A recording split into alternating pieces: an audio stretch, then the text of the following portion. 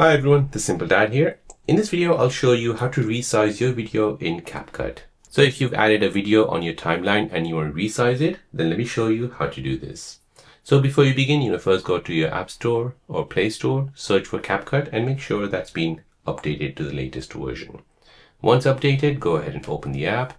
In the app, go ahead and tap on Edit and then tap on New Project. Now from here, go ahead and select a video where you want to resize. So for example, this one here, we'll go ahead and add it to our timeline.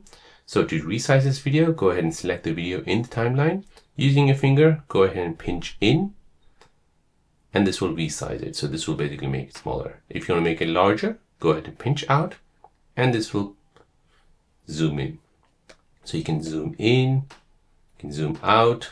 As an example here, I'll just zoom in. And if we press play now, this is a zoomed in version.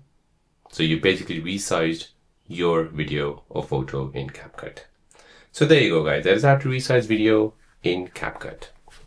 If you're new on the channel and you want to find out more about your iPhone, your Android phone, or any other social media apps, then don't forget to subscribe to this channel to become a part of the Simple Dad community. Hit the like button if you find this video useful.